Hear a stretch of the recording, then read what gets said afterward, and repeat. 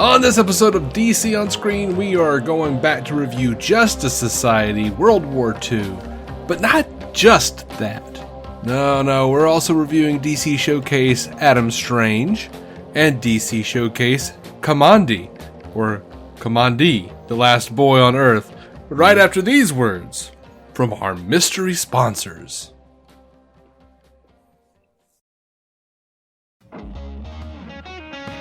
Welcome into DC On Screen, the podcast bringing you news and reviews for the DC multiverse of film and television since 2015. I am your host, David C. Robertson, and this, the morally questionable side hustle to my full-time honest day's work, Jason Goss. Hi. It's mostly because I don't wear pants. Everyone, no matter what you do, it could be the most honest side hustle. And if you're not wearing pants, everyone assumes you're up to no good. Yeah. I could spend my days doing charity. That's right. And they're like, what is that pervert doing? Ladling soup out to the homeless. Yep. He has no pants. Yep. He has no pants. Every time. It feels discriminatory in a way. Yeah. I'm really just trying to help. The only time and be supportive of, you and our partnership against, No, I don't. hardships in general. Oh. I think the only time the doing stuff without pants, doing holy work without pants, and actually indeed being a pervert, the only time that really works is if you're a priest. Yes, of course. Just saying. Like, oh my God, he's up there with those children, and he's got no pants. Yeah. They're like, oh, he's a righteous man. Oh, Father O'Halloran. He would never stick his swinky in a pinky. I mean, if you're the one sitting in the pew, you're like, well, surely someone approved this. Yeah. Like, some sort of higher up, existential or not. Just ironically, okay. Also the noise you make when you smell. Yeah, that's a problem. What's going on? You pew! I mean, some practical considerations. Like if I was a mortician, for instance, who cares? Uh-huh. No, not saying you have to do anything with, what you're working with, I suppose. But no one in the room actually cares if you're panted. Right. Although I still don't know if that's a Hollywood ideal. If there's always one dude in a room at what looks like 2:35 in the morning. Right. And it's working. never daytime hours. Never. Unless you're on like one of them CIS shows, Yeah. And why does that guy always have a light on him? I don't know. I think that would hinder the experience, I would suppose. I love the trope, though, in Hollywood of every time there's a person who's, supposed to be examining a body, they're always a total creep. Yeah. The only time I don't remember that was like Bones, the show. Where they treat it with some respect, at least, as far as the process. And they did a similar thing in the heat of the night. It was just an old country, mortician. He just, let me tell you something, Bill. That boy was poisoned, Or killed by the motorcycle that just drove by. That's right. I can tell you that from here. No. I heard him coming down the street before you brought this boy in. You see the track marks on his legs. Yep. It's where the handlebar hit him on the head. I mean, I've said it before. Frankly, I don't know why there ain't two bodies. It's pretty messed up in here. I've said it before, I'm sure, on the show. There's this great scene on In the Heat of the Night where, the cops are all hanging out and, figuring out this crime scene. And the big strapping dude, Bubba, gets underneath the car and starts looking around. And he shows up right at the cliffhanger to go to commercial. He goes, Chief, I don't know about you, but to me, this looks like a piece of head. And he holds up like a chunk of dude's skull he found underneath in like the wheel well, of this car.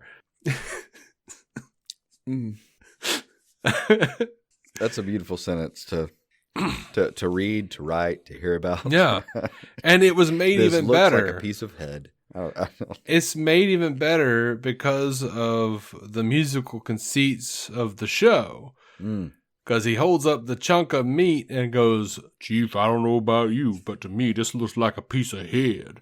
And then suddenly scatting. Oh, God. Oh.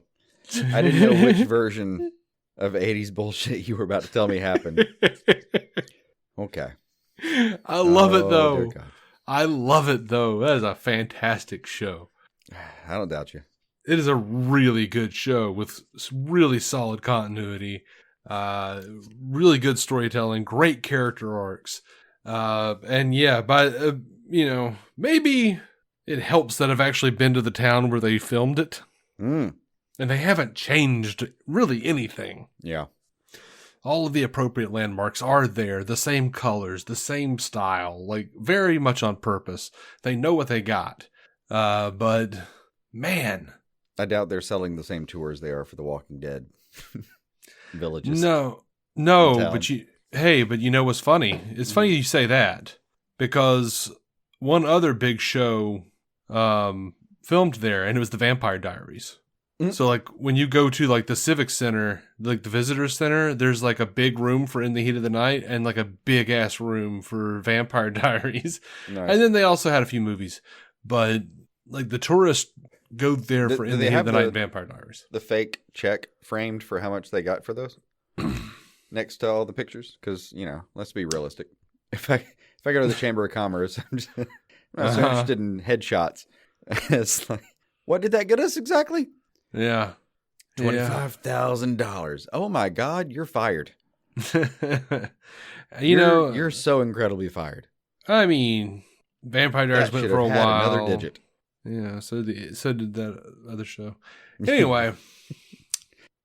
Steer it back? Yeah. 8 minutes. Yeah, sure. So yeah, you want to talk about Justice Society? Steer it back was not the right verbiage. Steer it in any direction. We had not even steered into it. There was no steering whatsoever. Yeah. We got in the boat, off the side of the deck, unhinged the ropes, took them off, put them in the boat, and have been talking for 8 minutes and have no idea where we are. We may have hit shore. We may be going out further. I don't know. I can't see the pier anymore. I know exactly where we are. And I forget if we left the oars on the deck or on the pier. No, we left these 3 features that we were supposed to be talking about. We haven't even talked about them at all. 3 oars. Dear God. All right. Go forward, sir. Justice Society, World War II. Mm-hmm. What were your thoughts? I'm still at this point right now with this version of the films, the Tomorrowverse, where I'm enjoying watching them, but I'm still a little meh. Not because I don't like the take. It's not like a problem with choices. I'm just not feeling super invested yet. Yeah, parts I'm liking. I'm definitely having problems with choices, but I think I'm very similarly in the same boat. Like I got close this movie. There were a couple of little things, like first of all, like it was great to see the Justice Society. Wonder Woman's hair was awful. The drawing of her hair, some scenes is fine. It looks fine. And then I've got it playing in the background because I kind of do that sometimes, and like I can kind of see what you're talking about. There are certain full-on shots, especially with her tiara, where she looks like the end of a pencil that has had the eraser rubbed smooth. A little bit. It's just like a triangle at the top. Yeah, it's like Anson Mount's hair in Strange New Worlds. Yeah, what, a little bit. That aside, or like the most exaggerated versions of Tenet sometimes. Yeah. Here's they did go crayon his hair at some point. Yeah. It was glorious though. Let's be real. A weird thing about the Flash, design wise, that little chin point thing they've got, the thing that covers his chin, it just makes him, when he's the Flash, he just looks like a dude, bro. It looks like one of those little goatees. Like when he's in costume or out of costume? Yeah, when he's in costume. You talking about the like straight up 45 degree little chin guard? I don't know. I like it. I think I like the chin guard in here. It's like a thing that Jim Lee started doing, and everyone kind of we're like, yay! Nah, never cared for it. But I think I'm aboard. I like parts of the design with that, and then like the way it goes up the cheek and back at the same kind of 45 has to me like a little bit of a not Orion, the dude in the chair, I'm blanking. A little bit of his vibe though. Metron. Yeah, there you go.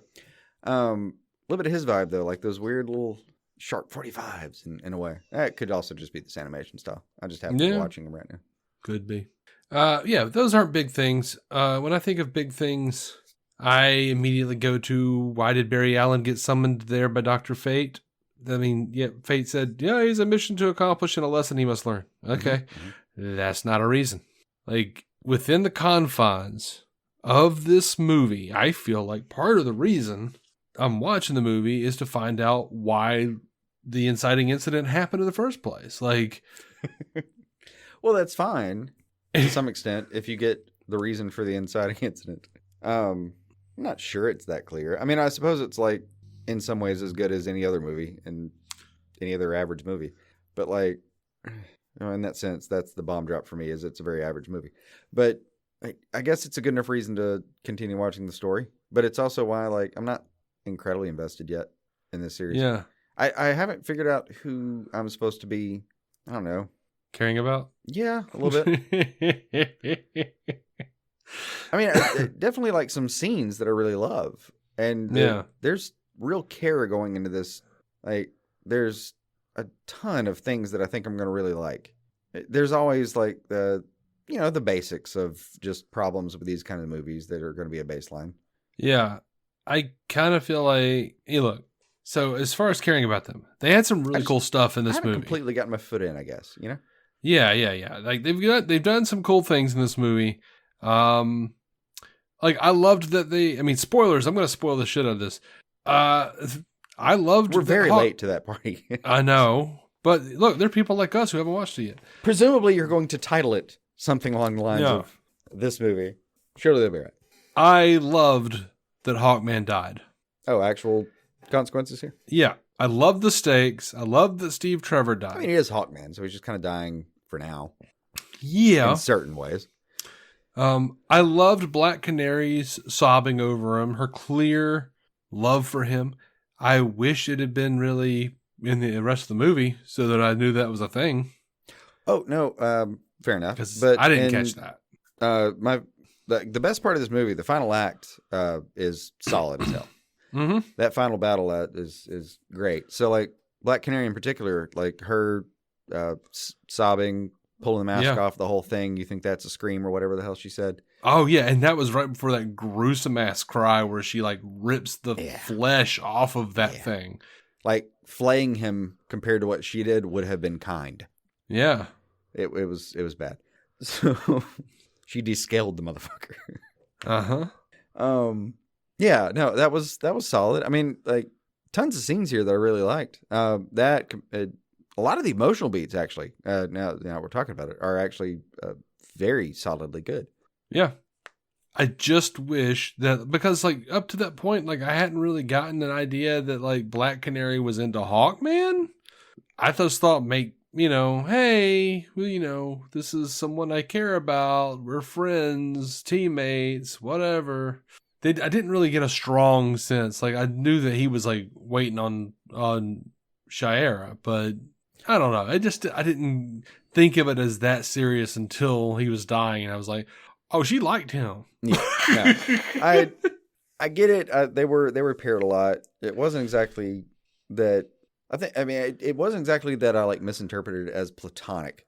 Yeah. But I guess you're saying it wasn't that deep from what was portrayed. I get that. Well, yeah, it didn't. I just didn't get the sense up until him dying that it was, I thought maybe it was like a mild flirtation. Could be. That being said, it's not like it wouldn't fit Canary's like character traditionally to just be very hot-headed about like, no, I was really into that guy. Yeah. Are you fucking kidding me? And just kill a dude. Yeah. Because, like, occasionally, my history of her that I know of is like, occasionally you piss that bitch off, she will fuck you up. Yeah. That's how that goes. Yeah. I mean, I guess technically this would be her mother or something. Still. I feel like in the last act, they suddenly decided that they were going to be, like, hard PG-13. Because it's like, all of a sudden, everybody starts dying. Canary's cries ripping the skin off a sea creature. The flash threw bombs down one of the like, giant sea crab's guts, and it started vomiting black blood. I'm like, fuck yeah, like that's awesome. All right, we're doing. Where was this movie? Like for the last 70 minutes. Yeah, I get that. It was a little bit slow to world build. Actually, that may be my general complaint right now with the whole thing. Slow to world build for me. But like, I'm not out of faith for it. But one like minor gripe along the lines of the violence in the last act is like, dude, that trident through Steve Trevor. There's no last speech. Like, fuck you. He's dead in 4 seconds. Probably, yeah. That went through 2 lungs and his spine. Oh, you know what was stupid? Maybe it's not, and I just missed something, and you can tell me.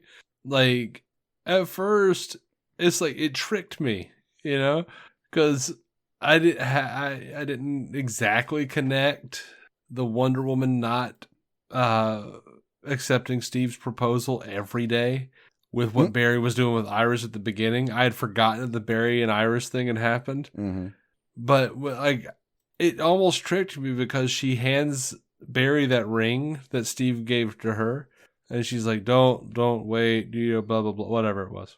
Yeah.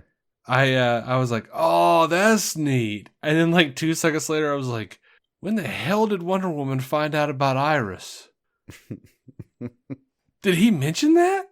I don't think he mentioned that. No, I think it was just... I was like, no, that's just bad writing. I think it was just the phrasing on that one, yeah. That's just real bad. Why would she give him that ring? Steve just gave her that ring and died. I did feel very bad for Steve, though. Yeah. Like in his dying moments there. Oh. Yeah. Just couldn't quite get it on her ring. Just inches away. And I was like, oh. On her finger, you mean? Yeah. Sorry, on her finger. Couldn't get his ring on her ring. Right. It's hard. You have to throw it like a carnival act. Yeah. He couldn't quite get it there. And I don't know. I know it's more tragic that way in a way, but I was, of course. I did love his line earlier. And I feel like it's a line that's probably in the comic somewhere that they ripped. Like where I think it's Our Man's asking, like, what are you going to do? And I'm like, whatever I can. It's a cool line. I feel like that's probably a Steve Trevor classic somewhere that I don't know about. Yeah, maybe. So I got another thought here. I feel like everybody got a pretty good storyline. Except, man, it would have been cool if Barry and Jay had something to say to each other, really. Like, they barely got any time together. I'm like, okay, Barry, this some bitch just says something about a speed force, and you don't know about it. No. I think you did get the scene that you're hoping for there. Yes, eventually. But, like, eventually there was a scene where he was like, okay, somewhere what's in speed movie, force? It's like I've been experiencing the same thing, and they do a little breakdown. But it was so little. I mean, maybe, but out of that movie, it's probably about as big a scene as you can count on. Yeah. I mean, yeah. All right, I got a question for you. It would have been nice to have some version of like the cover of the first Crisis event or something, or like that first break off. Yeah, that would have been a cool way to like bring the worlds together and have him go back in time, is to have Jade show up. Yeah, like they could have almost like adapted the first part of that story. Yeah. Who knows? I don't know enough about this universe yet. I don't know what they're going to try to tie in a little bit. Am I the only one who thought that Shakespeare was Batman? I kept calling him Matches in my head. Yeah, he looked like Matches Malone. Actually, one of Batman's alter egos. For no reason whatsoever other than it matched some like old stereotype of like black and white I Love Lucy area stuff. I was thinking of him as like Caesar Matches. Because that little thin V-shaped mustache. Yeah. So I totally thought it was going to be Bruce, and then he gets shot, and it turns out like he's Clark Kent. He's a reporter, and he went to an orphanage, which was great because that's totally like a thing from back in the day. It's totally like I always remember it in the Fleischer cartoons where it'd be like saying that he was raised in an orphanage. Instead of talking about the kids. So I'm like, and by the way, when he becomes Superman in this movie, I loved that he was jumping and not flying. Yeah, it is so extraordinarily Fleischer, that particular. It was. And even like all the scenes with him running around like destroying those planes, shit looked so Fleischer. Yeah. He's doing superhuman stuff, not actually like Superman alien stuff. Yeah. Yeah. Yeah, he's doing exactly the speech. The speech. The one that Matt Balmer says later. Loved it. Loved the golden age of it all. Even Aquaman's yellow gloves, I was like, that's the golden age. Oh, yeah. I do the think S reeks of it, the whole thing. This thing was only 84 minutes. And yet I'm like, I would have, if y'all would have brought Batman in for just a minute, I could have dealt with 90. Just give me 6 minutes of Batman. I love Golden Age Batman with the giant Wolverine ears, with the purple gloves. I just want one of you motherfuckers to give him a gun. That's all I'm saying. Yes, with the side holster. Absolutely.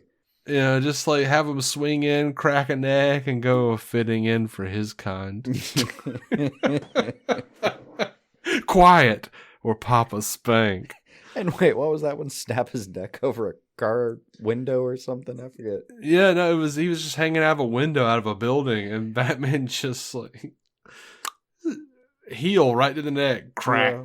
Yeah. It reminds me of there is a John Wick scene where he just pops a dude's neck over like the kitchen island. Just straight down. Just like, oh man, you didn't have a shot at that one. Average dude would have had you on that one. Just drop your hand. You got it. It's just so brutal. Yeah, I do like the brutality of this movie. Yeah, that was fun. My favorite moment though is that dude trying to get out of the tank and then the thing falling on him, going, "Oh shit!" Yeah, that was good. So I have to ask, did you know who the blonde guy with the long hair was in the prison who gave Clark Kent the package, Shakespeare the package? Did you connect that? Did you know who it was? I'm going to be honest. I'm real trapped on this because I think I have a flashing memory of maybe that occurring to me, but absolutely not. No real possibility that I would claim that I actually caught that. Yeah. But I think the only thing that I possibly thought was weird in that scene that maybe I'm thinking I maybe flashed is that damn cutoff shirt thing. Yeah. But even that is probably just confabulation. Yeah. I totally I was doing prep for the show and for this episode that you're currently listening to. Mm-hmm.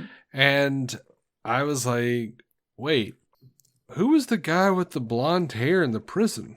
Like, I had forgotten about him, and then it just clicked in my head, and I was like, "Oh, that was a thing." And I went back and watched the scene, and I was plot point. Hold on, wait a second. Yeah. And I was like, and it was kind of snuck in there because they were also doing Dr. Fate in the other room, so they were going back and forth between this blonde-haired guy and Dr. Fate, and both of them were saying weird freaking shit. Yep. They're both of them talking about things in the future, both of them hinting at shit. So I had to go back and I was like, okay, I don't know who the blonde guy is.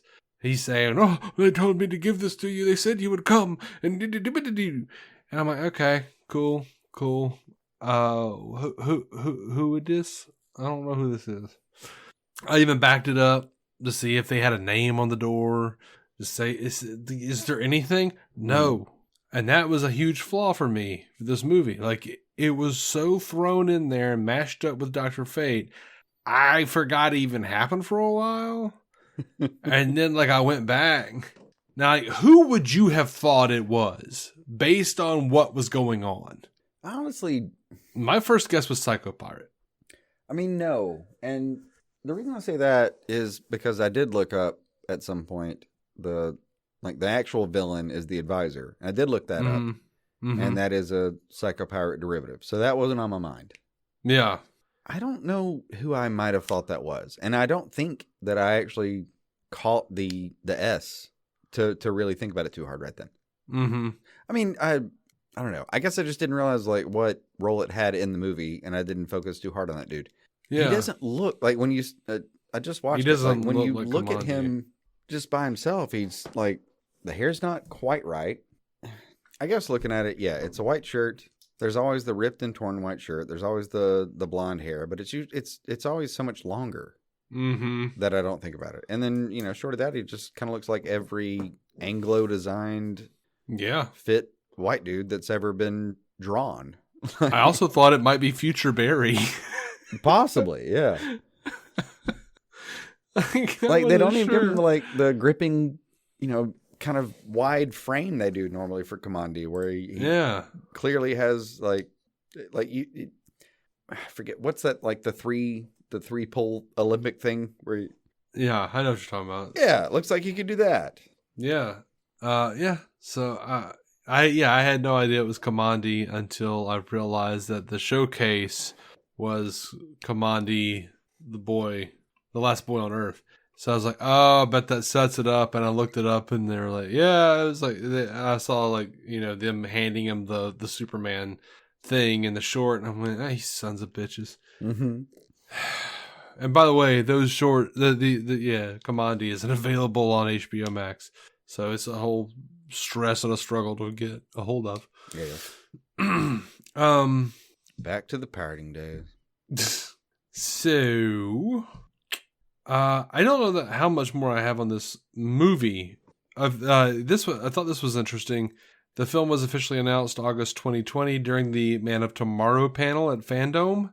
Some of the concepts for the story and setting, though, originated from a Wonder Woman animated series developed by producer Butch Lukic, who would later incorporate them into the film. So some of this was from a Wonder Woman animated series. I'm glad we didn't get that series if that's the way she was going to look with that high-ass hair. I mean, yeah, I'll give you the character design problem, but her head looks like a butt plug. It kind of really does. But I liked her portrayal. Like I liked the script as far as that goes, and I don't know, I could have done with this. Except, I mean, I would have preferred not the look. Yeah. I mean, I could have done with it, but you know, whatever. So yeah, I liked this movie okay. I didn't love it. It wasn't, you know, the best thing ever. I feel like they needed to hint at some things. Maybe make it a bit longer, which I feel crazy for saying, because even with the 84-minute runtime, I was still going like, oh God, how much longer do I have? 26 minutes. Oh God, dear Lord. I mean, I get it. On the one hand, I feel like, yeah, I could do with a little bit less, but like, I don't know. I don't want to just be the guy who's encouraging them to like do an entire crossover series and start the first moment the film opens. It's not that. Yeah. I really liked a lot of moments in these so far. I'm not looking for it to be this giant thing. Yeah. But there have been some moments that are a bit draggy, I guess. And some kind of moments where I didn't really know where we were going with some of them. Yeah. But, you know, with movies like this, I feel like I am bored initially because I have been trained to believe everything's going to work out. It's going to be all right. There are no stakes in the story. It doesn't matter. It's just a cartoon to watch. Sure. But then when they start actually killing people, I'm like, okay. Oh my, you have my attention. Let's see what's happening. You came to play. Yeah, and like I said, like the last 10-15 minutes of that movie were a lot of fun. Fantastic. They were. I skipped ahead. They're playing right now. They were a lot of fun. Yeah. Yeah. And it is nice to see our man in action and this version of Black Canary. And it is. He's a fan favorite of mine. Yeah, I know. Fun stuff. Huh? It cracks me up too. Like half the JSA characters to me are like, oh man, I wish I knew so much more about them. They're such a fun concept. And then like half of them kind of bore me, and I'm glad we moved on to Justice League. Mm-hmm. It depends. Depends which particular version of that table you sent me a shot of, you know? Yeah, definitely. What was I going to say to you? I was going to say something. I don't know. It was either going to be a point about the movie or this has been fun. We'll call it a day out. Oh. Probably one of the two. I've got a couple of things here. I am tired of Nazis. Oh, typically.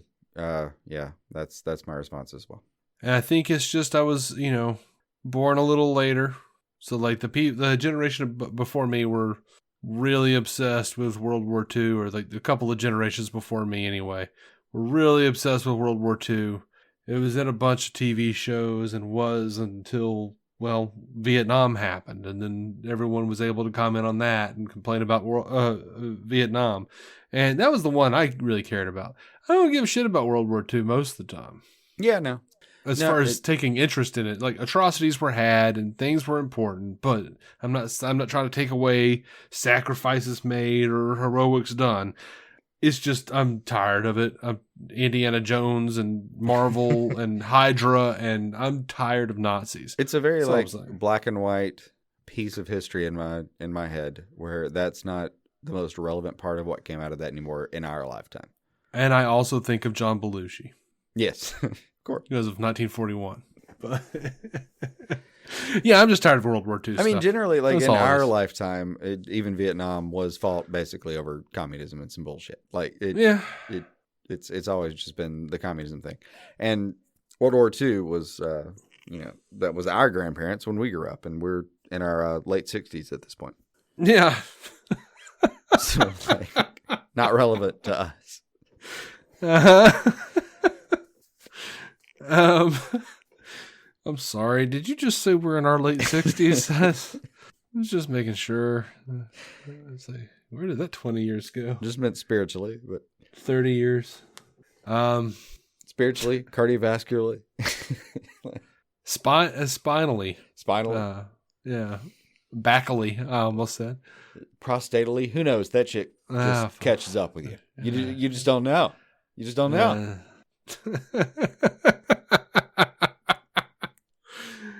I feel like there was something we started to talk about on the phone earlier today, and I was like, nope, save it for the cast. What was that? Oh, I don't remember it all. Oh man. Something about shit, I don't remember now. Damn it. Sorry. It was I should have read it. I should have read it down. Should have as well. It was a Oh, I remember what it was. You were way more interested in the beginning when the president is like talking about Hitler stealing magical artifacts and shit. That was my point. Was I would borderline rather see like a descendant of this film where send like Red Suit Barry back, leave us Justice League or Justice Society, era in this version. But that cracks me up every time I see this. Like, it'll be, so-and-so wants to find the Spear of Destiny. And yeah, like the Nazis wanted to find that. That's historically accurate. Like, Hitler spent actual time and money on trying to find the Spear of Destiny, which, if anyone doesn't know, the folklore for that is that it was the actual spear that, pierced Christ's side, and it was preserved somehow. Like, that would actually still be fucking preservable at this point. Yeah. But 2,100 years later. But the point being, like, that's supposed to be, if you hold the spear, you control destiny. And like, my point is, if we're talking about like real power here, if someone actually got their hands on that thing, that's it. Like, it's over. If Hitler found that, it would have been done. It was like, there's no extra act. There's no salvation. There's no Avengers. There's no Justice League. That is literally, you have the power of God, the creator of the entire world, universe, and everything it could possibly be in one little thing. Like, how would you defeat that? Well, what would be fun for me is if we learn that, like, oh, that's that version of God, and these other dudes found the Egyptian version. And like, for me, that would be a fun World War III. Is like secretly all of these tiny little World War II? No, a good World War III. All these little World War II little subjugates have been plowing away the whole time, and one of them actually found the Spear of Destiny, and like America actually ran over and like found that thing in Egypt, because we did focus a lot on North Africa at the time, and like they get in there and they find all these little artifacts of some old gods, and that would be a fun story for me. We'll find the Spear of Destiny for like 6 versions of religion. Yeah, I see. And do like a celebrity death match kind of thing. I just really want the Seinfeld version of that story, where it's like just Hitler like finding the Spear of Destiny and like holding it, trying to wield it, and just nothing happens. And he's like, I don't understand. It's a Spear of Destiny. And like some other Germans sitting there going, what did you think was going to happen? I don't know. Like, I was going to control destiny and it was going to do all this bloody do. And it's a stick. Yeah. It's a sharp, pointy stick. That's all it is. It's all it ever was. There's a super nerdy joke that's available about like, if I hold this spear, I can do everything that God would do with humanity if I just wish it. And then you do and nothing happens. And it's like, yep. The person next to you that knows better says, well, the explanation is that like, turns out deism was right. It's pretty much a hands off the clock kind of situation. Right. Do you need a spatula? But yeah, no, like my version would go. You could like, sharpen that probably. Get some chives out of it. Yeah, my version would go and be like, why would it? Like, so was the spear? You have to have the question like, so was the spear of destiny before it stabbed Christ, or did stabbing Christ make it the spear of destiny? Like, well, was it super powered in the first place? Was it a magical thing in the first place? If it was or it wasn't, why would sticking it make it magical? Like, why would God allow his one random Roman soldier to have that power for a second? Or like, why would a Roman soldier sticking... Like, surely his head exploded, and they just didn't document that part. Why would a random Roman soldier sticking Christ with a spear of destiny, why would it even give the spear that power? Mm-hmm. Like, I don't know. It's unclear. Why would God be like, well, you stabbed my son with that spear, I guess I'll have to give you the power of my will. It really, like, the hilarious part to me, there's probably something in this folklore that I am completely lost on. Because, like, how does it go from just some dude who stabbed a guy, like, doing an honest day's work, I suppose? Like, something like that. For him, he's just like, this is Thursday, And yeah, the old corpse poker. Yeah, you're just like, you're not done fast enough. Rawr! And like, just pop a guy. And like, I guess you go home, you maybe clean the blade a little bit. I don't know what your life's like right then. You go to your hut. Like, there's no like backstory that I know of where someone grabbed that and like stole it in the middle of the night. They're like, oh, it's definitely still got some of the blood on it. We'll just go. Yeah. It's probably supposedly Thomas. The Roman soldiers buried it. You know it was Thomas. I doubt it. Just had to be. I seriously doubt it. He's not dead. I feel like he would have been appreciative of that joke. Either that or he'd be like, oh my God, I can never live it down. No. Yeah. Sorry, buddy. And then I'm going to do the finger fucking emotion or the little thing motion. Yeah. Naturally. Yeah, of course. I would like to take a break. I think this would be a good time for it. Let's skedaddle for just a second. Be right back. All right, we are back. And let me say real quick before continuing on with our discussion, thank you so much to the patrons. I think it's free to join if you want to. See posts and shit. Talk to us. Talk to other people. Join the community, of which there is very little activity, so it won't bother you too much. Yeah, really fun. $1 a month gets you that, plus every episode of DC on screen, ad-free. And for $5 a month, you'll get whatever other bullshit we happen to decide to put out on the Patreon. Sometimes it's slow.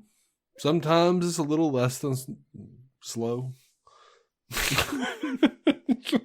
It never really amps up. But we'd love to have you there. It really is the best way to support the show. And it helps us make this thing. And then whatever else we can get made because of that. Yep. Because it gives us that space. Yep. Just a little wiggle room. Just a little wiggle room. I don't like how we phrase that. And you like us, don't you? Yeah. This ain't some OnlyFans shit. Stop it with that phrasing. I don't know what you're talking about. Hey, you done talking about Justice Society? Yep.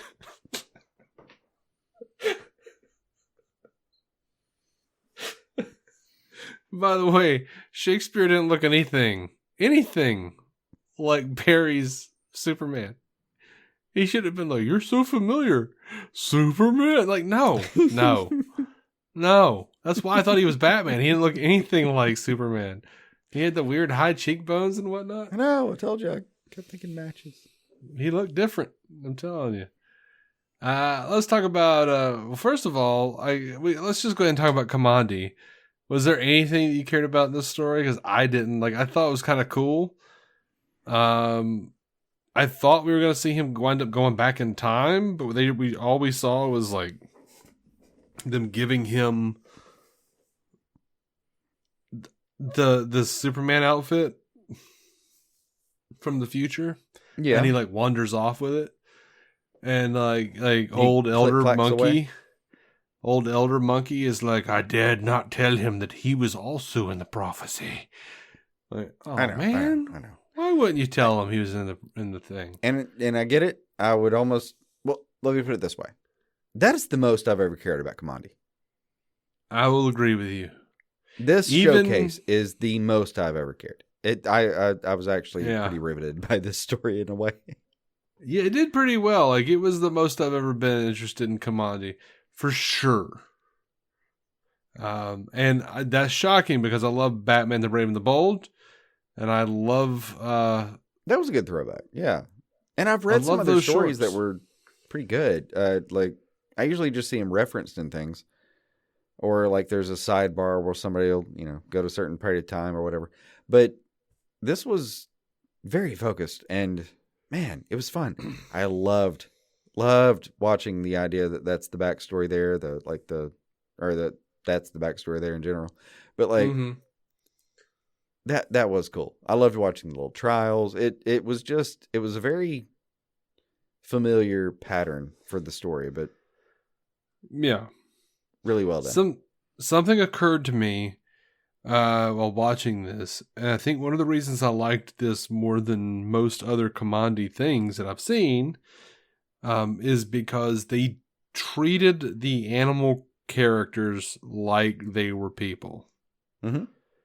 They didn't get like horrendously caught up on like having like the snake people being like like they weren't like adding hisses. They were just and truly shit to anthropomorphized tribes, and like the tiger wasn't like talking about his barbed cock, and he wasn't like roaring. But like when his foot was hurt and he tried to walk, he growled. Like, I was sitting there, he did. They were the mannerisms. He did. There's a couple little bits, but it wasn't just so overpowering. Like, as like for sure. Like when I was sitting there and I saw those monkeys, like the apes walk up, I went, shit. They're gonna start grabbing their own armpits in just a second. Like I was like, they're gonna be like a step away from doing like Louis on friggin' Jungle Book. Yeah.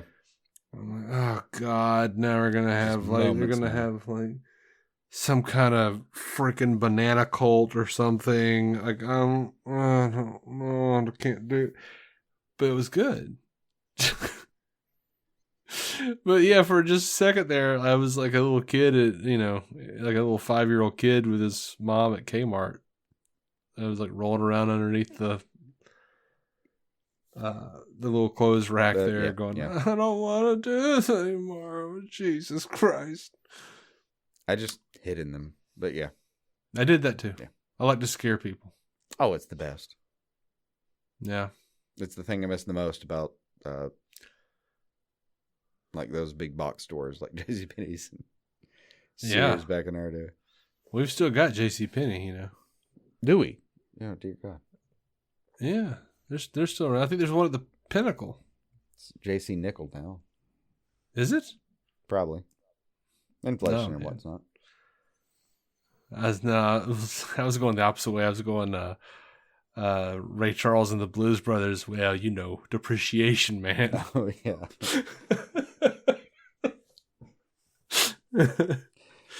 It's like, that store's not really worth a J.C. Penney now. It's J.C. Farthing.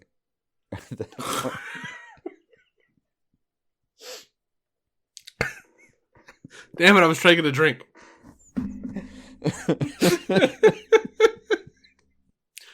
All right, but yeah, I like the Kamandi. I like that one. That short. That was good. That was. I really did enjoy that. All right, so I'm going to make a big, bold statement. That Adam Strange short was like the best on-screen DC thing I have seen in like 3 years. Not counting Zack Snyder's Justice League.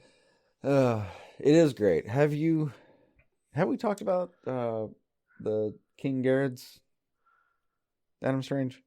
We haven't. No, I haven't gotten a chance to read it yet. I want to desperately, but I haven't.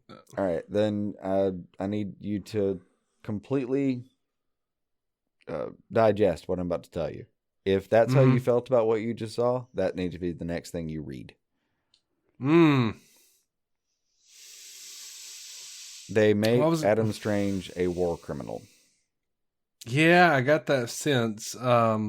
I'll put it to you this way. I had planned on reading King and Garrett's Rorschach next. Let's get this one ahead.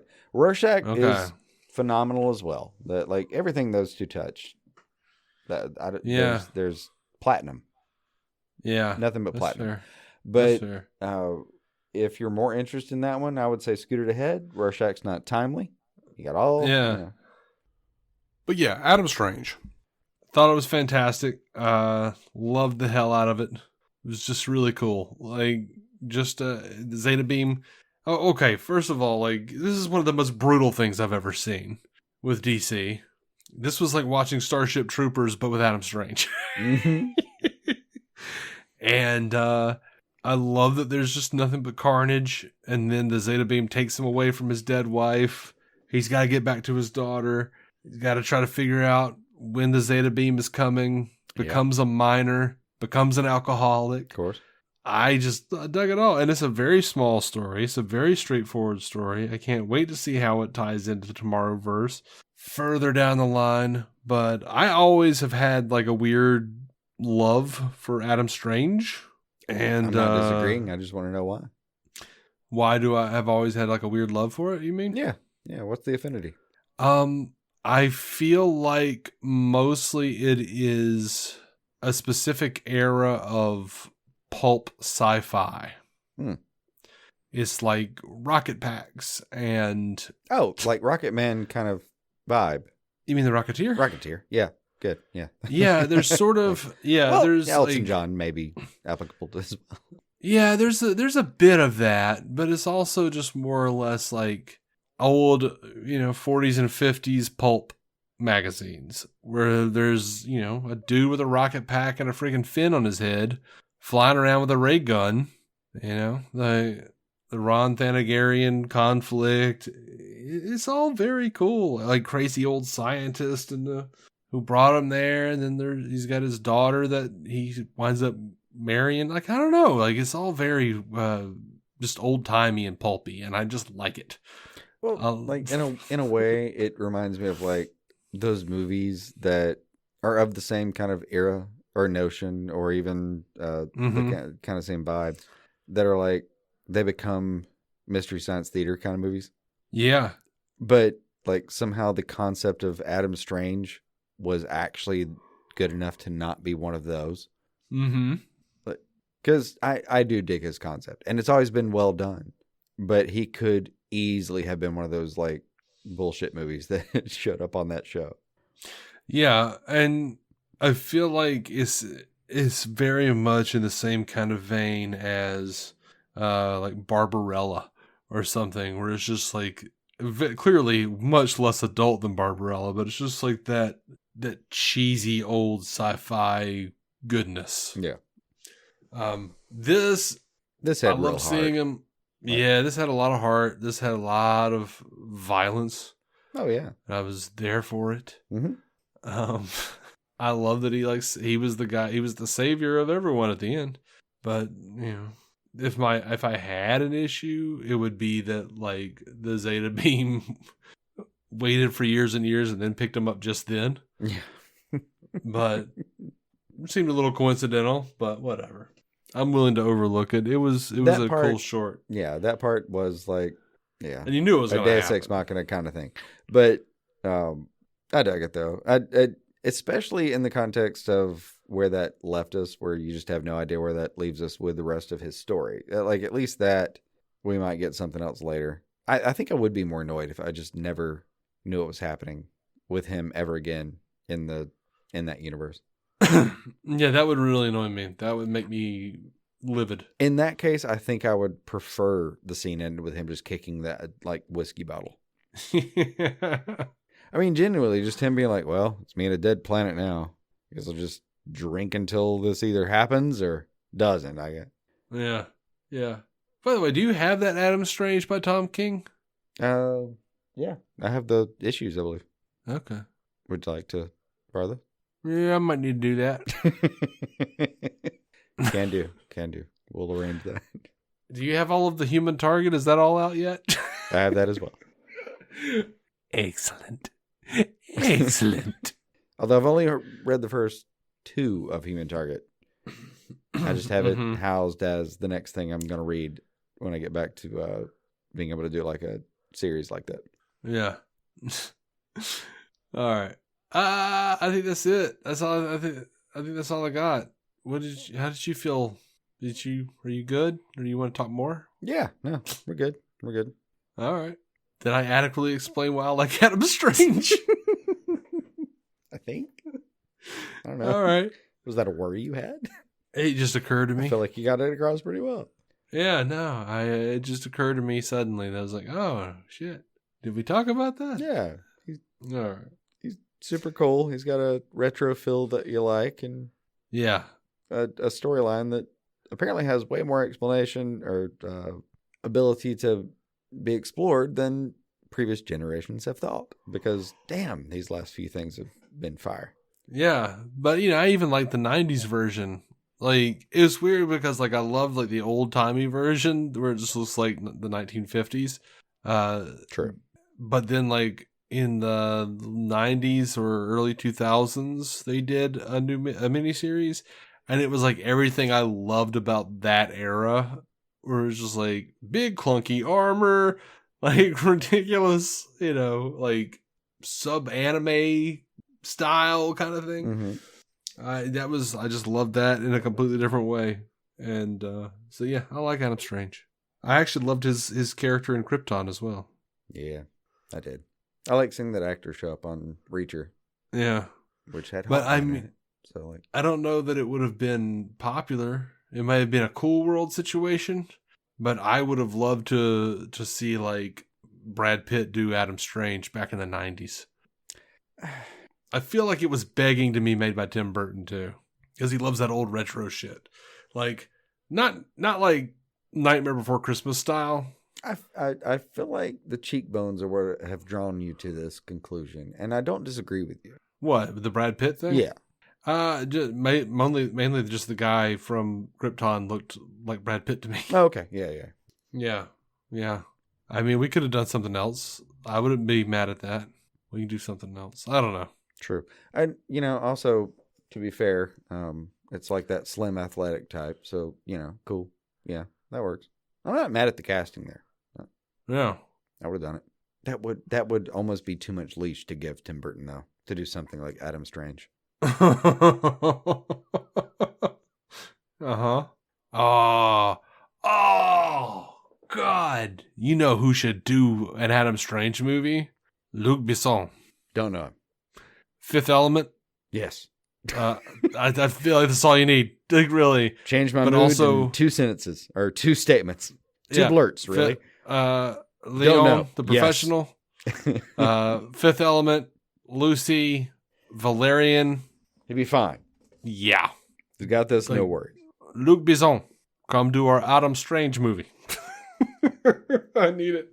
Yeah. Maybe that. I need his version. I could maybe drum up some others. The Wachowskis occurred to me immediately as a real possibility there. Yeah.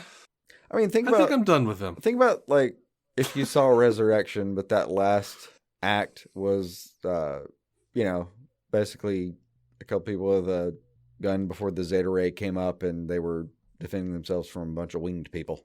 Mm-hmm. It'd have been great. Yeah. Yeah, that was great. Literally people diving. You know? I know. It would have worked. I'm just saying, if I went and redid that scene, it would probably play. Wait, what were you changing? I was actually just thinking about the scene. Yeah, no, exactly that scene. Yeah. Oh, okay. That's all. Yeah. I'm down for that. I think Mr. Gunn has his work cut out for him. Mm-hmm. Anyway, that's it. Thank you for listening. And we'll be back next week with some news, some happenings, some goings-ons. There is. And spoiler alert, it's contentious, as it often is. But we're going to do our best to be calm about it and, not drive to whatever city and light something on fire. Well, as we've always done. Easy to be calm when you don't give a fuck. No. No, well, I get quite aggravated with people online. But you know what? I'll try to keep my cool. The CW president's a liar. That's all I'll say. That's all I'll say. I don't know that for sure. You're just going to come out all violent like that. Okay. All right. It's like, yeah, no. I mean, I'm sure it was Warner Brothers. Save the violence. We'll talk about next We'll address it another time. It couldn't have been Nexstar because they were only canceling everything. Right. Yeah. Anyway, it's so hard not to say stuff. Don't make me edit this episode. You might have to. Until next time, keep some DC on your screen. Love ya. Hey, thanks for listening to DC on Screen. Our theme song is by Jason Goss and Michael Shackelford of Galactic Engineers.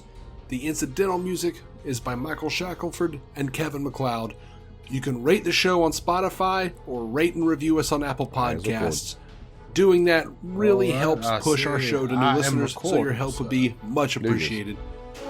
You can also contact the show at DC On Screen on Twitter, Instagram, and Facebook, or email us at dconscreen@gmail.com. To become a patron and get ad-free episodes and exclusive content, go to patreon.com/DCOnScreen. Your reviews and feedback may end up on a future episode of DC On Screen. DC On Screen is a production of Maladjusted.tv in association with Stranded Panda. If you haven't already, please be sure to subscribe on Apple Podcasts, Spotify, or whatever damn platform you use.